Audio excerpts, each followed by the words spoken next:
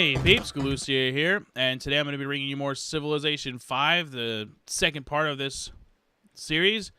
And while I'm at it, continue my story for my orientation with Schneider and my new truck driving career. So I'm going to jump right into it. If you have no idea what I'm talking about, and you're like, truck driving career, Schneider, what the hell is this guy talking about? That means you didn't watch episode 1. So go back now and watch episode 1. I just read that as a watch episode 1 before you do anything. Get caught up on the situation. Otherwise, you're going to have no idea where this story is coming from. So having said that, I'm jumping straight into the story. So our story left off pretty much at the end of week 2, going into week 3 of my, orientation. Let's see here. At the end of week 2, I dropped off my last delivery to in Buckeye, Arizona, to a 6 gold per turn. Yeah, it's not bad at all. It was at a Walmart distribution building in Buckeye, Arizona. Huge complex. If I would say 200 truck bays on this building, maybe a mile long. This building was. I mean, unreal how much space this building had. But I didn't actually deal with the building. I was just dropping a trailer in the yard, picking up an empty, and then my job was done. From there, it was the TE. It would be his job. And, that's right, I don't have any iron anymore. No, I need to find iron. Iron. I still haven't even explored over here. Jeez. So, idealistically, what would happen if you were in a perfect world is after that last job, they would have come up with a job for me that would have taken me back to the LA area. But my TE, his next job was going to take him way up into northern Utah, almost into Idaho. So, nowhere near where I was actually trying to get. So, because of that fact, I said, since that's the case, they're like, okay, we're going to have to book you a Greyhound, and your TE will drop you off in Phoenix at the Greyhound station, and then you're going to have to take the Greyhound back to L.A. Because Buckeye is just west of Phoenix, so it's not too far out of the way for him. So it's like, all right, well, it is what it is. So we, dang it, they took out that thing. So so he dropped me off, right? Now, they had 2 tickets in the morning that were going back to the L.A. area. It was one leaving at 8 in the morning and one leaving at 11:50 in the morning. Now, I got there at 10:30. So it's like, all right, well, at least, I'm here. So I got an hour and 20 minutes to spare. That's plenty of time. So I go to check in with the Greyhound people. Now, Schneider, not knowing exactly when I was going to be able to get there, they couldn't actually get me they couldn't book me a ticket. What they do is they get you an open-ended ticket, where it's just like whenever he shows up, book him the ticket, and it's paid for. That's basically how it goes. So they do that, and I get there, like I said, an hour and 20 minutes ahead of time. So theoretically, I should have been fine. But the 11:50 was already booked solid. And so I said, okay, well, when is the next one? 10:30 at night. So it's just like I immediately just get this immense, just deflated. Just, are you serious? So there's nothing I can do about it. There's nothing I can do. It's just, it is what it is. I try to work out some different scenarios, but I exhausted everything I could think of. I was going to be stuck in the Phoenix bus terminal for 12 hours. So, like I said, it is what it is. I exhausted every possibility. There was nothing I could do to change that. Now, having said that, and I'll kind of slow things down for just a second, if you're going to be stuck in a Greyhound bus terminal, that's rarely ever going to be a fun experience for you. Bus terminals aren't the most comfortable places. They usually have these crazy metal chairs and stuff in them. The food's usually way overpriced. I'll give you an example. Towards the end of my waiting, when I didn't want to buy a full-on meal in the terminal, all I did was I bought a bottle of water, a 1-liter bottle of water, and what was it? A candy bar of some sort? I think a Snickers or something. $6. Okay, so just to give you an idea of what I'm talking about. So yeah, it's not the kind of place you want to hang out. But having said that, of all the Greyhound bus terminals I've been in, and I've been in pretty much all of them all over the West Coast and a decent amount in the middle-ish of the country, from when I was in the Army, and the Army chose to send me to places using Greyhound. Because I would never volunteer or myself buy a Greyhound ticket because it's the worst experience ever. The Phoenix bus terminal is not that bad. It could definitely be worse. I would have been way worse off stuck, say, like in L.A. or something like that. Like, the L.A. bus terminal is not very good. The Seattle bus terminal is probably the worst in the country that I've ever personally dealt with. So there's definitely worse. It wasn't that bad. Like, if you're in the L.A. bus terminal, you don't go outside. You don't leave the secured area because you fear for your life. It's not a nice place. But in Phoenix, I hung outside almost the whole time. The weather was really nice. So I just hung outside, smoked cigars, called people, mostly talked to my wife on the phone, but several other people as well. And that's how I passed my time. So, yeah, it could have definitely been worse, and I wasn't too worried about it. I need to figure out how... What do we need for open borders? Civil service. Okay. Because this guy's trapped over there, and until I get civil service, like, I'm not going to be able to get him out of there. So I need to research that as soon as possible. It's like my best unit, and he's just stranded over there. So I did what I could to pass the time, and I got out of there. I didn't get back to the hotel in the Los Angeles area, because it's not Los Angeles, but in the area. It's actually in Quebec, California, is where the hotel was. I didn't get back there until, what was it, like almost 9 in the morning by the time I got to the terminal, and then the hotel sends out a shuttle to get you, which they took their sweet freaking time. So I didn't get there until like 9 in the morning. So Sunday I just relaxed and tried to, like, rest up and stuff, because starting Monday was week 3 for orientation. So, I just wanted to get as much rest as possible and recover from the ridiculousness. So, which I did, and Sunday was okay. It was a really, chillax day. Nothing really overly intense about it, and I did what I could to recover. So, they're now my ally. Outstanding. And I got jewelry for that. Sweet. They have gems. Sweet. Okay. Yep. And I discovered those dudes, and these guys are my buddies. All right. Outstanding. So, whoa.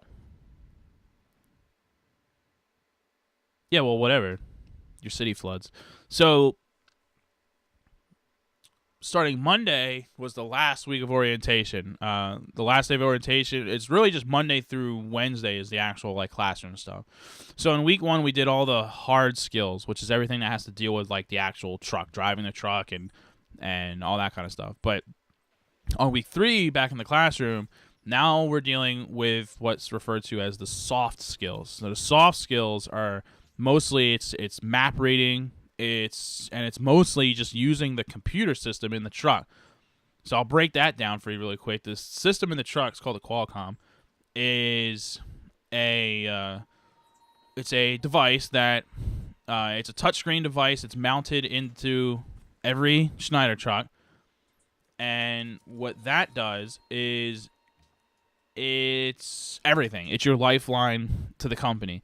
It's your sat nav to tell you where the hell to go, and it is. Let me see if anyone else has a mission for that. Sydney, yeah, there you go, Sydney. It's it's your sat nav. It tells you your jobs. When you have your next delivery, you get a message comes in, kind of like an email. It says, this is your next job, and you plan out your route and everything, and just everything that you do, all your interactions with the company. It's got like a messaging system in there where you can send messages back and forth and whatnot. I mean, obviously not while you're driving. It doesn't work while you're driving. Even the sat nav doesn't have a screen while you drive. It just goes black, and it's just a voice that tells you where to turn, because they don't want distractions, which is smart. But that's how it goes. So, what do I want to... Terracotta Army. And yeah, week 3 is pretty straightforward and more or less boring. The soft skills things are pretty boring. We do a little bit of driving just to make sure that you still know what you're doing, and that went fine. So, my instructor from week 1, same guy, he wasn't worried about it. He said, yeah, you're good to go. Like, you'll be fine for the final day. Okay, I'm back. My cat was being a cat, and my wife needed help for me to yell at her. And then, because I was already up and not recording at the time, she was like, "Whoa, while you up, why not get me a cup of coffee?" So, what was I talking about? Probably how week 3 was pretty straightforward and not very exciting. So, which is very true. So that was the deal with that. I need to find civil service. Civil service. There it is. Oh, geez, that's a lot of research to get to that. So week 3, Wednesday, is the last day of training. Like I said, everything went really straightforward.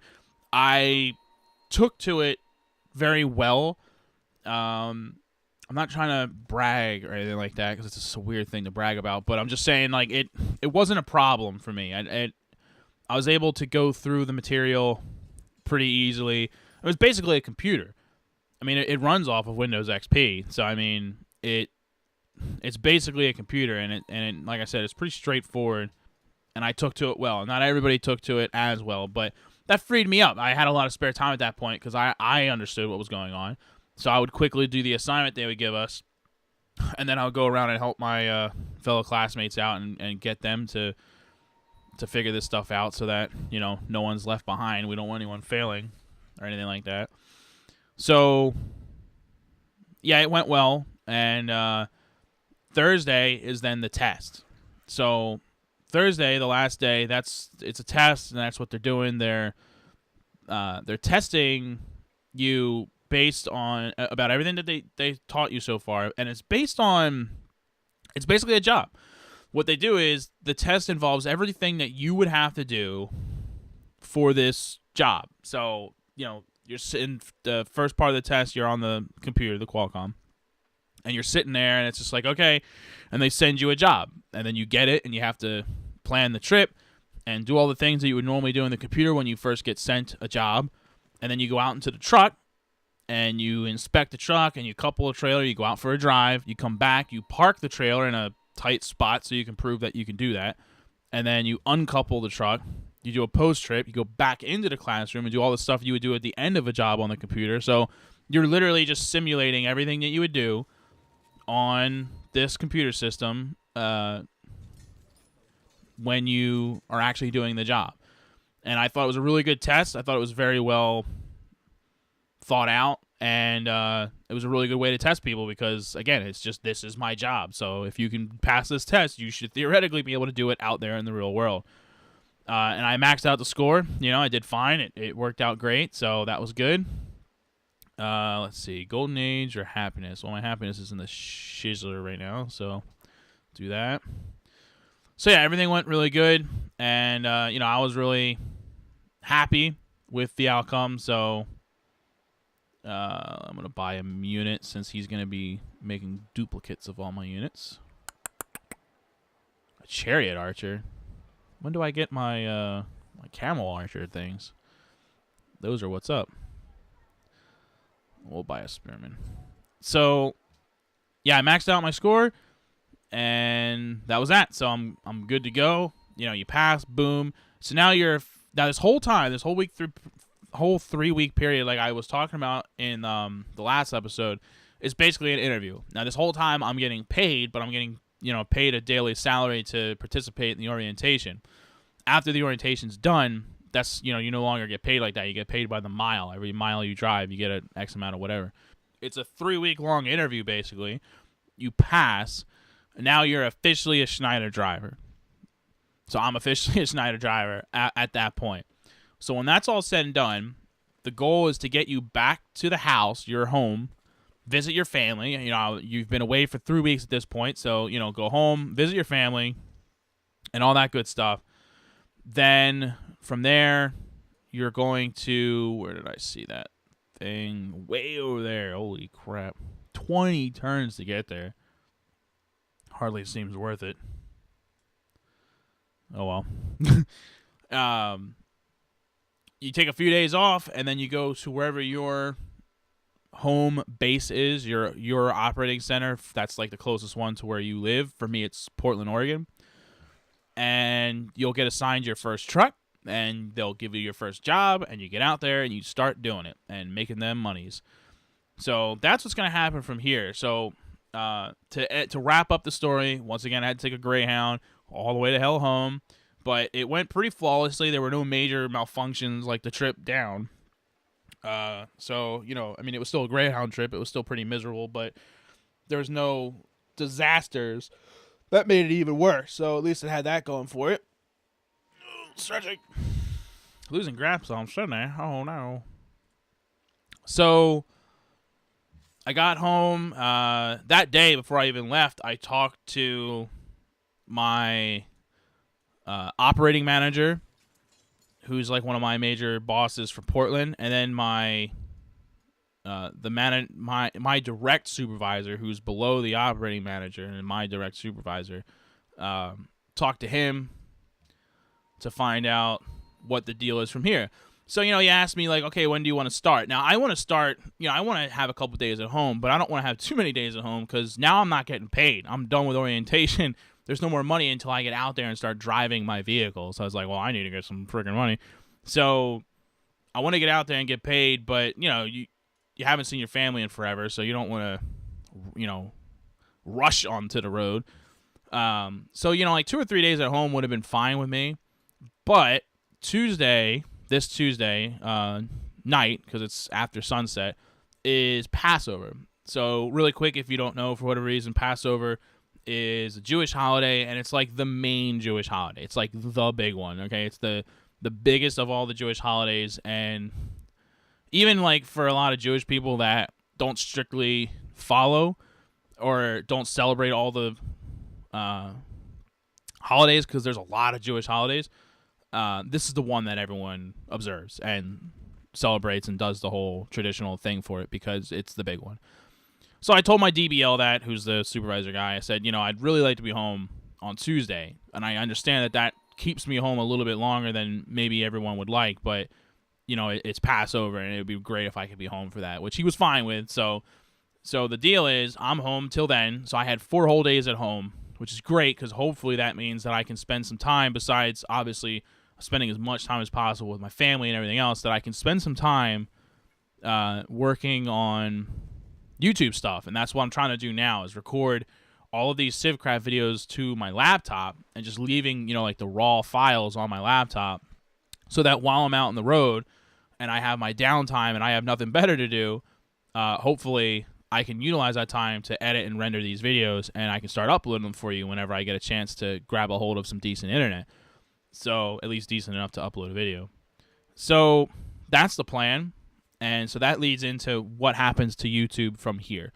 So right now, as it stands, my main way of going about this is it's also inherently involved into what my overall schedule looks like. So normally, and the way that my schedule is typically going to play out and how I'm trying to do everything, is that I would like to do 3 weeks on the road at a time. So basically, with Schneider, every week you spend on the road, you basically earn a day at home to rest up and whatever. So by me going to the road for 3 weeks at a time, I'm making decent money doing that, and I earn 3 days at home. The 3 weeks on the road, 3 days at home is how it'll play out. So, because normally, like, they're regional drivers, it's 2 weeks and 2 days. But for me, 2 days isn't enough, because you get home and you want to spend time with the family and stuff like that, and then you want to, they want you to do some stuff, like get some chores done around the house and stuff like that, and help them with stuff because you haven't been around, so they're not getting things accomplished. But you also just want to have time to relax because you've been out on the road all this time. So I said, 3 days at home is better for me, because that means I have one whole day to hang out with the family and really dedicate to the family and spend as much time with it as possible. I've got one whole day to do chores and run errands and all that stuff, and then I've got one whole day to just chill out, relax, and enjoy myself. So for YouTube, what I think that's going to mean, son of a gun, they already took out those dudes. What I think that's going to mean is that I will be able to work on YouTube videos while I'm home, and I'll be home, like I said, once every 3 weeks. So more or less, the plan that I'm thinking about, oh, God, there's a thing right there. We need to take care of that situation. The thing that I'm thinking about is when I am home, I'll do exactly what I'm doing now. You know, I'll record like a Civcraft update and post that immediately while I'm home, because those are quicker and easier to do as far as like the whole recording process goes. So do that, and then record a series or something similar to what I'm doing now, where I record it onto the laptop, and then I work on doing the edit, renders, and uploads while out on the road. Because right now, I don't really have the means to record on the road, so to speak. I have a decent laptop. It's a nice Alienware laptop, and it can definitely play the games. And I've got a capture card that it's the AverMedia Live Gamer Portable. Keyword there being portable because it's very small. So it's easy to move around if I needed to use it here and there and there. So I could use it to record off of the laptop. Now there's some equipment that I want to get to improve the situation in my truck before I try to record in the truck. Okay, there's a couple pieces of equipment that I need to try to get before I feel comfortable recording in the truck, because I don't want my quality to be way less than what everyone's become accustomed to. Everyone's grown accustomed to the fact that this is how my voice sounds. This is what my games look like.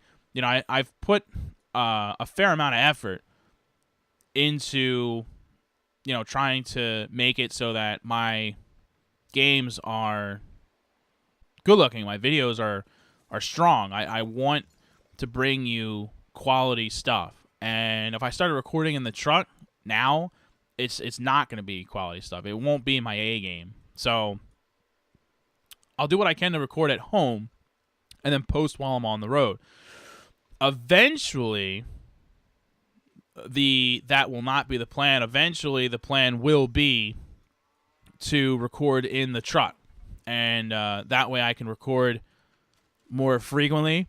I mean, I'm going to have a lot of downtime in the truck. I'll quickly break something down for you, for all of you that aren't truck drivers and don't know how this works.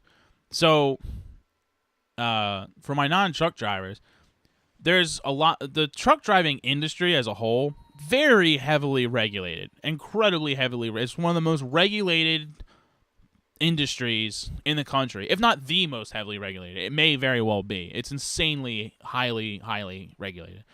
So there's a lot of rules about how much you can drive legally on the road, okay?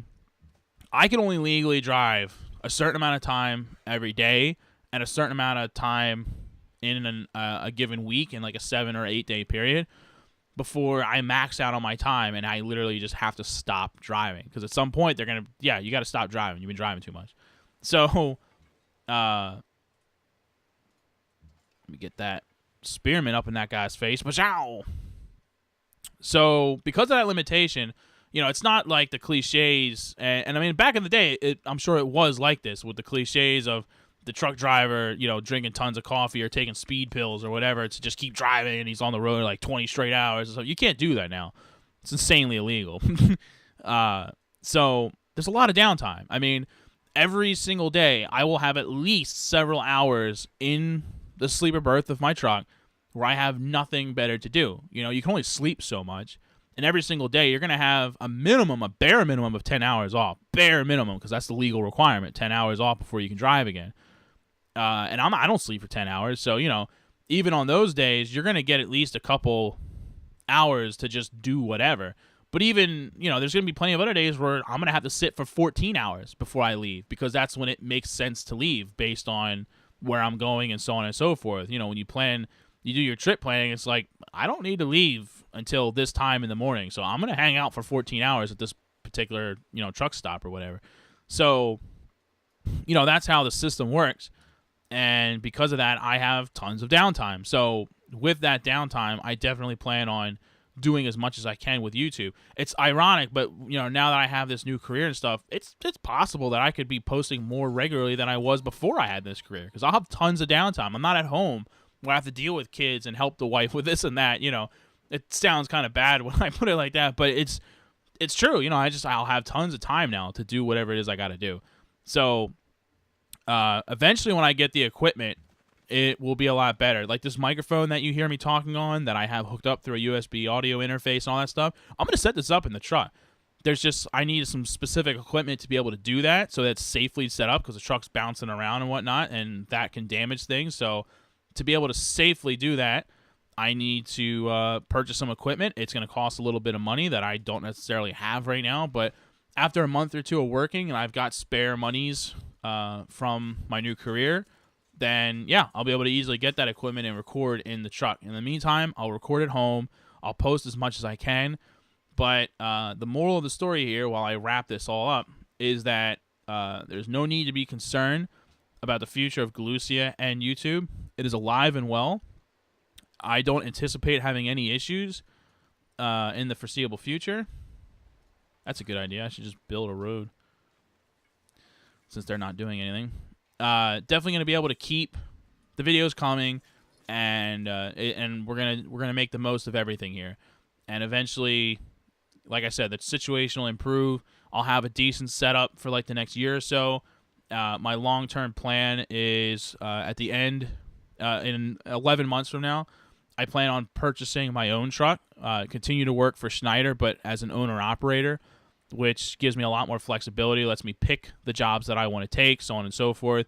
And with that, it'll allow me to own my own truck, which I can heavily modify. And then I can really modify the interior of the sleeper berth to be like a recording studio on the go. And I fully intend on doing that, which might sound crazy to some people, but this is my passion. I love doing this. I love my peeps. I want to bring you everything I can on YouTube. I want this to be the best experience possible. And a big thing that's going to make that happen is to make sure that the quality is there and I can consistently post for you. So that's how all of that's going to happen, and hopefully I can bring that for you. So I appreciate you watching today, and I will keep them coming. I hope you liked my stories of orientation and how all of that went. For the rest of the series, that's the end of the trucking stories for now, but obviously as I go on the road, there'll be more and more of those to follow, and I'll make it as interesting as possible. I have several more things I wanted to talk about to let you know what's the deal.